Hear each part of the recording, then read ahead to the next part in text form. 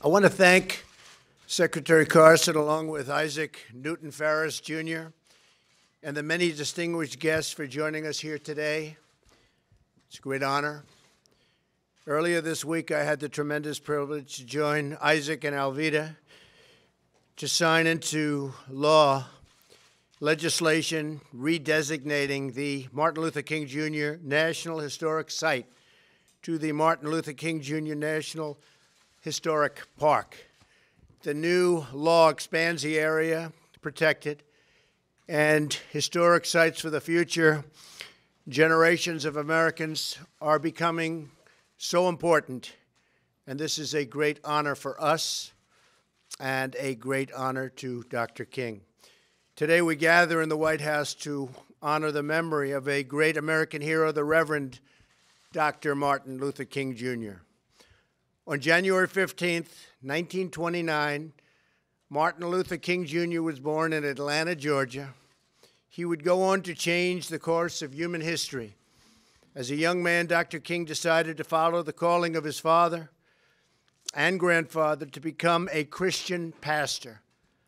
He would later write that it was quite easy for me to think of a God of love, mainly because I grew up in a family where love was central. That is what Reverend King preached all of his life: love. Love for each other, for neighbors, and for our fellow Americans. Dr. King's faith and his love for humanity led him and so many other heroes to courageously stand up for civil rights of African Americans. Through his bravery and sacrifice, Dr. King opened the eyes and lifted the conscience of our nation. He stirred the hearts of our people to recognize the dignity written in every human soul. Today we celebrate Dr. King for standing up for the self-evident truth Americans hold so dear, that no matter what the color of our skin or the place of our birth, we are all created equal by God. This April, we will mark a half-century since Reverend King was so cruelly taken from us by an assassin's bullet. But while Dr. King is no longer with us, his words and his vision only grow stronger through time. Today we mourn his loss, we celebrate his legacy, and we pledge to fight for his dream of equality, freedom, justice, and peace. I will now sign the proclamation making January 15th, 2018, the Martin Luther King Jr.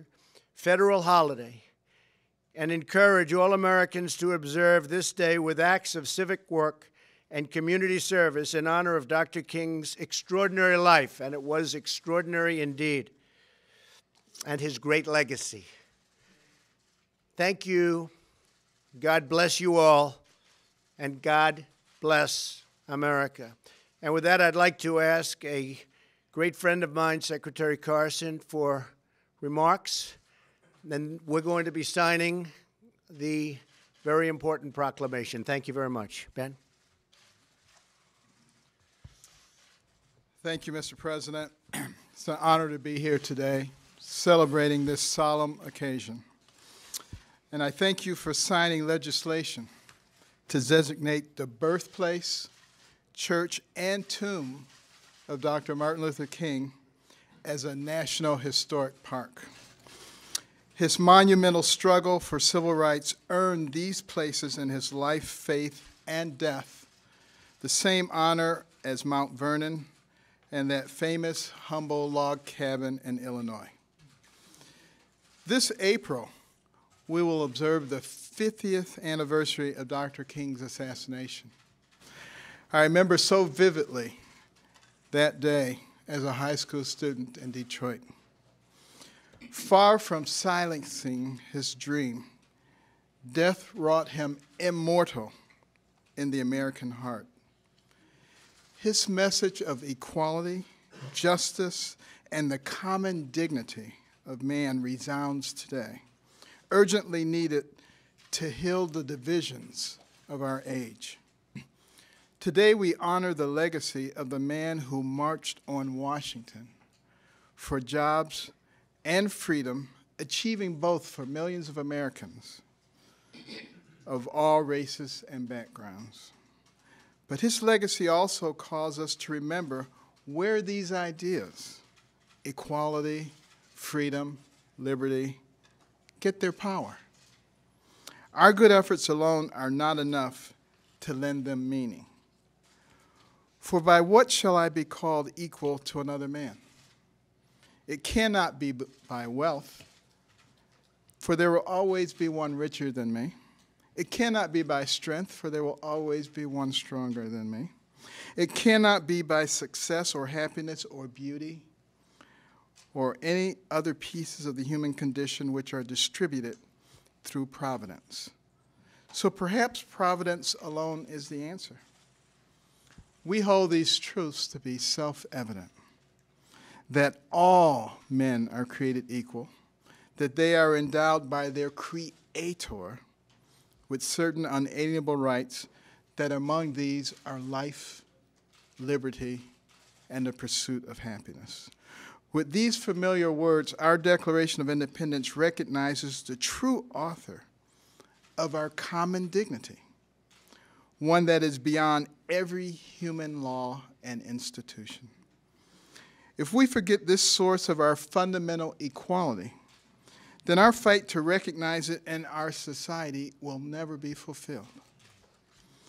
This is a truth that Dr. King carried with him from Selma to Montgomery, from a pulpit in Atlanta to the steps of the Lincoln Memorial, from a cell in Birmingham to the entire world.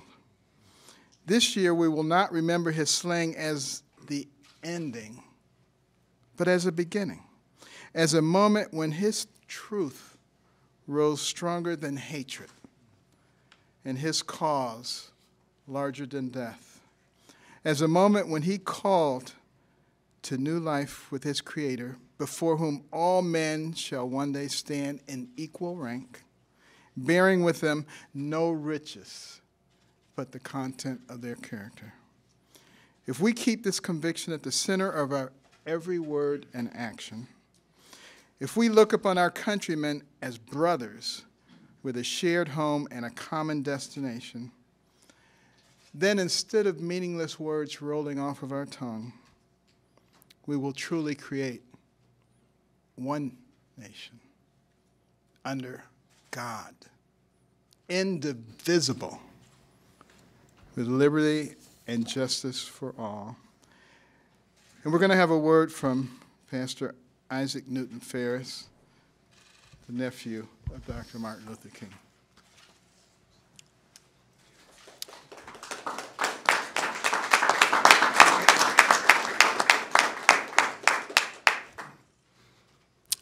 President Trump, Vice President Pence, and to all assembled here.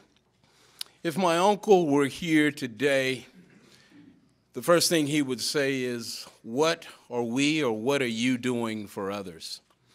And that's why it was so important that my aunt Coretta Scott King returned to the Congress now about 10 years ago and asked that the meaning of the holiday be changed. We did not want the King holiday just to be a day of hero worship. As his nephew, I certainly think that he was one of the greatest Americans that we've produced. But it should not be a day of hero worship. And that's why the Congress agreed with my aunt and also made it a day of service. So that we, on that day, as a matter of fact, at the King Center, we refer to it as a day on, not a day off. It's not a day to hang out in the park or pull out the barbecue grill. Amen. It's a day to do something to help someone else. And that can be as simple as delivering someone's trash or picking up the newspaper for that elderly person who can't get to the end of the driveway. Bottom line, you're doing something that benefits someone other than yourself. That's the proper way to remember my uncle and the proper way to celebrate the King holiday. So President Trump, thank you for taking the time to acknowledge this day. Thank you for remembering that we're all Americans, and on this day we should be united in love for all Americans. Thank you, Mr. President. Thank you, Mr. Vice President.